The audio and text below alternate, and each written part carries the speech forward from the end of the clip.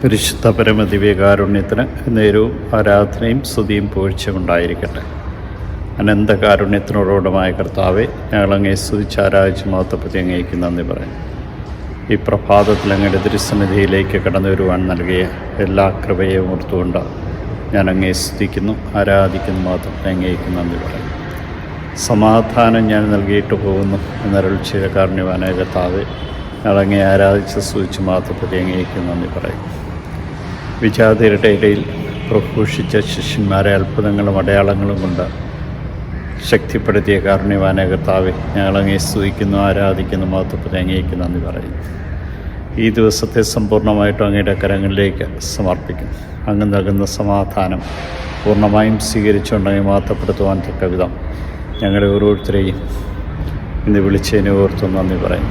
ഈ രാത്രിയിൽ സുഖമായ നിദ്ര നൽകിക്കൊണ്ട് ഞങ്ങളെ അങ്ങ് കടാക്ഷിക്കുകയും ഈ പ്രഭാതത്തിൽ അങ്ങേ സ്തുതിക്കുവാനായിട്ട് കൃപ നൽകുകയും ചെയ്യുന്നതിനെ ഓർത്ത് ഞങ്ങളങ്ങേ സ്തുതിച്ച് ആരാധിച്ച് മഹത്വപ്പെടുത്തി അങ്ങേക്ക് നന്ദി പറയും.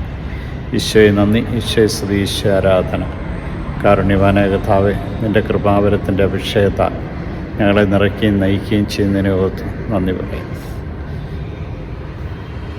അങ്ങ് ഈ ലോകത്തുനിന്ന് കടന്നു പോകുമ്പോൾ ഞങ്ങൾക്ക് നൽകിയ ഏറ്റവും വലിയ സമ്മാനമാണ് സമാധാനാശംസ. അങ്ങേ തന്നെ ഞങ്ങൾക്ക് നൽകിയ ഈ സമാധാനാശംസ ഞങ്ങളുടെ ജീവിതത്തിലുടനീളം നിലനിൽക്കുവാൻ കൃപ നൽകി അനുഗ്രഹിക്കണം. ഞങ്ങൾ സമാധാനകാംക്ഷികളാകുവാനും പരസ്പരം സമാധാനം ആശംസിക്കുവാനും മറ്റുള്ളവർക്ക് സമാധാനം കൊടുക്കുവാൻ തക്കവിധം ഞങ്ങളെ ഓരോരുത്തരെയും അനുഗ്രഹിക്കുകയും ചെയ്യണം. ഇതാ കർത്താവേ, ഈ ദിവസത്തെ അങ്ങേക്ക് സമർപ്പിക്കുമ്പോൾ സമാധാനമില്ലാതെ കഴിയുന്ന എല്ലാ കുടുംബങ്ങളെയും സമർപ്പിക്കുന്നു.